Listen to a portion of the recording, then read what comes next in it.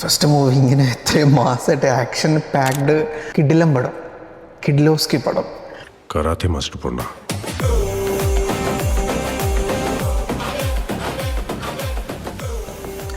Action king Arjun. അപ്പോൾ ഇന്നലെ blast കണ്ടു. കുറച്ച് ലേറ്റായി റിവ്യൂ ഇടാനായിട്ട്. 2 ആഴ്ചയായിട്ട് എൻ്റെ ബ്രദറിനെ റെക്കമെൻഡ് ചെയ്യണ്ടായിരുന്നു സിനിമ കാണാനായിട്ട്. പക്ഷേ എനിക്കൊരു തീരെ മൂടുണ്ടായിരുന്നില്ല. അതിൻ്റെ ഇടയിൽ കുറച്ച് സിനിമകളൊക്കെ കണ്ടു. ഒബ്സഷനും മോളിവുഡ് ടൈംസൊക്കെ അതിൻ്റെ ഇടയിൽ കണ്ടു. ബ്ലാസ്റ്റ് കിടിലം പടം, കിഡ്ലോസ്കി പടം.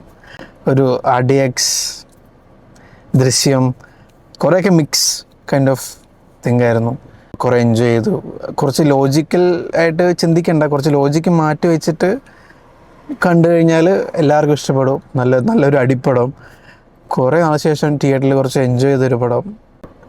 ബ്ലാസ്റ്റിൻ്റെ ഡയറക്ടറിനെ പറ്റി പറയുകയാണെങ്കിൽ പുള്ളിക്കാരൻ അസിസ്റ്റൻറ്റ് ഡയറക്ടറായിരുന്നു പ്രദീപ്. ഡൂഡിൽ അസിസ്റ്റ് ചെയ്തിട്ടുണ്ടായിരുന്നു. ഫസ്റ്റ് മൂവിയാണ്. പക്ഷേ ഫസ്റ്റ് മൂവി ഇങ്ങനെ എത്രയും മാസമായിട്ട് ആക്ഷൻ പാക്ഡ്, അതൊരു ഗഡ്സ് തന്നെയായിരുന്നു. പിന്നെ ആക്ഷൻ കിങ് അർജുൻ ഒരു കംബാക്ക് തന്നെയായിരുന്നു.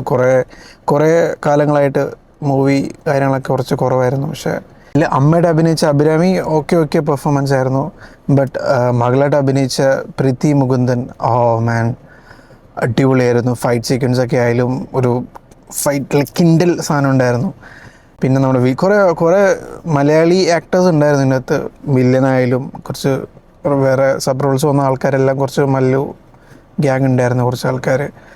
ഓവറോൾ നോക്കുവാണെങ്കിൽ ലോജിക് മാറ്റി വെച്ചിട്ട് വൺ ടൈം കാണാൻ പറ്റുന്ന ഒരു ആക്ഷൻ പാക്ഡ് മൂവിയാണ്. പിന്നെ എടുത്തു പറയാനുള്ളത് BGM മ്യൂസിക്.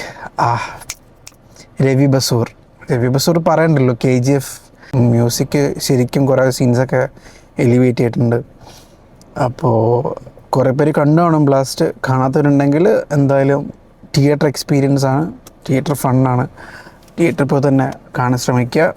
പിന്നെ അടുത്ത മൂവി ഡിസ്ക്ലോഷർ ഡേ, സ്റ്റീഫൻ സ്പിൽബർഗിൻ്റെ. സോ നാളെ എന്തായാലും ആ മൂവി കാണാൻ പോകുന്നുണ്ട്. പക്ഷെ അത് കണ്ടിട്ട് അതിൻ്റെ റിവ്യൂ പറയുന്നതായിരിക്കും. Thank you.